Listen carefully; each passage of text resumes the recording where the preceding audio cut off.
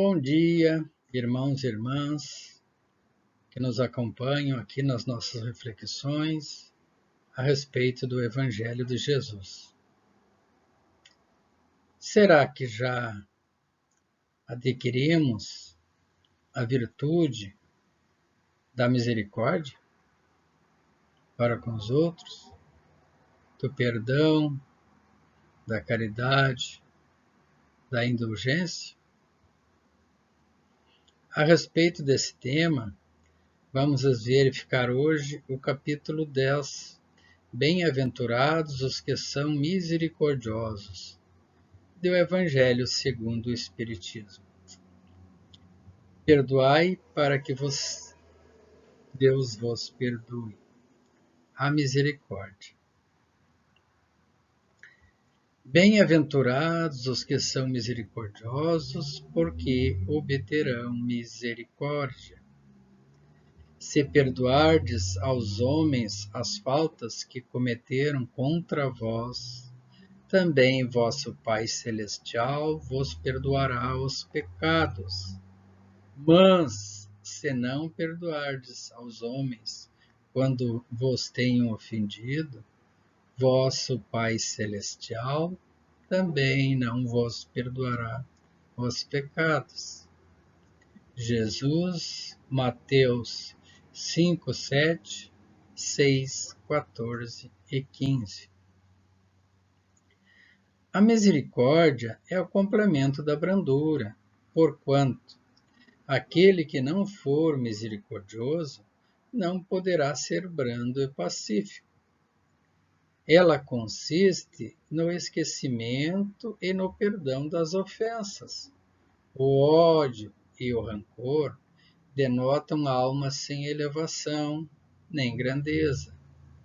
Os esquecimentos das ofensas é próprio da alma elevada, que paira acima dos golpes que lhes possam desferir.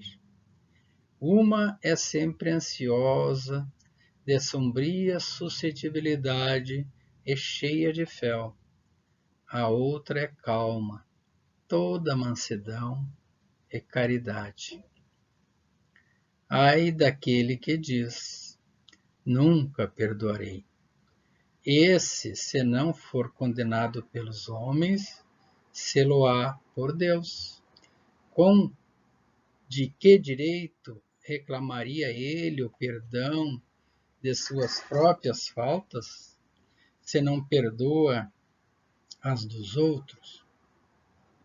Jesus nos ensina que a misericórdia não deve ter limites, quando diz que cada um perdoe ao seu irmão, não 7, mas 70 vezes 7.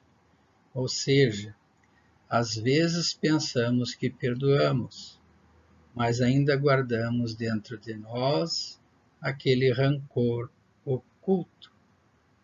Perdoar não 7, mas 70 vezes 7 é insistir nesse perdão e refletir a cada situação que se apresente na convivência com aquele irmão, se ainda não guardamos dentro de nós algum resquício daquela ofensa, que por vezes a culpa nem é do irmão, mas é do nosso proceder, da forma com que o tratamos, da forma com que o julgamos nos seus atos. Ou quem sabe, por não terem agido conforme nós desejássemos que tivessem agido, quando na verdade ele não está em erro. O erro provém do nosso próprio entendimento. Há, porém, duas maneiras bem diferentes de perdoar. Uma, grande, nobre, verdadeiramente generosa, sem pensamento oculto, que evita com delicadeza ferir o amor próprio e a suscetibilidade do adversário, ainda quando este último nenhuma justificativa possa ter. A segunda é a em que o ofendido, ou aquele que tal se julga, impõe a outro condições humilhantes.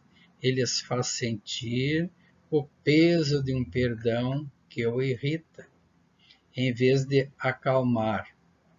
Se estende a mão ao ofensor, não o faz com benevolência, mas com ostentação, cheio de orgulho, né?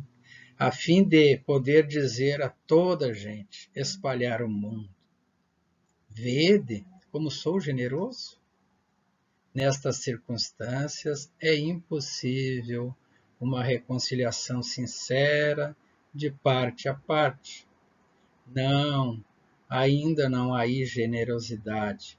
Há apenas uma forma de satisfação do orgulho daquele que diz estar perdoando ou pensa estar perdoando.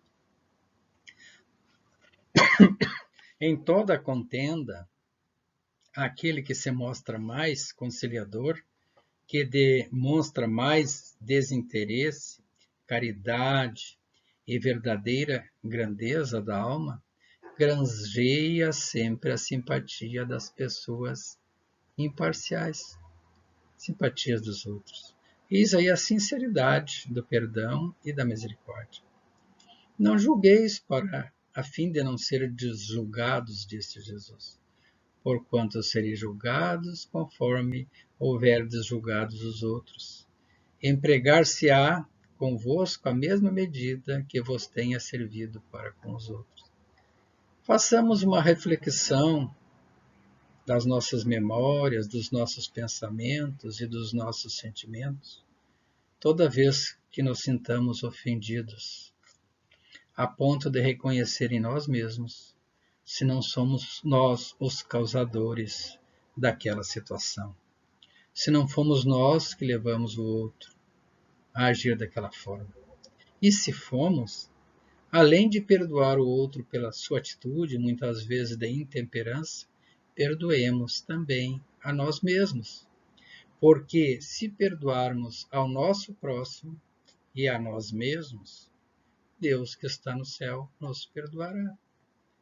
Porém, se continuarmos guardando mágoa, ressentimento ou desejo de vingança do outro, ou de ficar nos punindo eternamente, né, por um longo tempo, por uma atitude o que tem ocorrido conosco, ou um comportamento inadequado, estaremos nos culpando, estaremos presos à situação. E aí, pelo nosso próprio livre-arbítrio, Deus não vai nos perdoar. Então é preciso a gente refletir sempre sobre as nossas ações. Atire a primeira pedra aquele que estiver isento de pecado, disse Jesus. Ou seja, todos nós ainda somos espíritos imperfeitos, que muitas vezes pensamos que perdoamos, pensamos que fomos misericordiosos, mas se refletirmos bem, às vezes ainda não fomos, não somos, né? Então que possamos ser de fato misericordiosos, possamos de fato perdoar o nosso irmão. Se necessário, não 7, mas 70 vezes 7, conforme ensina o Cristo. Perdoemos a nós mesmos, se necessário, não 7, mas 70 vezes 7, como ensina Jesus. Ou seja, sejamos insistentes nesse auto-melhoramento, nessa mudança de comportamento, de orgulho, de vaidade, de raiva, né, de ressentimento para com o outro, para atitudes de indulgência, de benevolência, de caridade, de misericórdia, de perdão e de amor. Que Jesus, nosso Mestre, nosso modelo, nosso guia, nossa luz, nos ilumine neste dia e em todos os dias de nossas vidas. Que o nosso anjo de guarda, nosso espírito protetor, nosso anjo guardião, esteja sempre conosco, nos iluminando, para que tenhamos a coragem de refletir sobre as nossas atitudes, os nossos atos e, de fato, promovermos em nós a nossa reforma íntima, nos tornando cada vez mais bondosos, caridosos, misericordiosos para conosco mesmo e para com o próximo. E que Deus, nosso Pai de infinito amor e bondade, nos ilumine e nos proteja, hoje e sempre. E que a vontade dele se cumpra, aqui na terra, como em todo o universo. Misericórdia a todos nós. Que assim seja.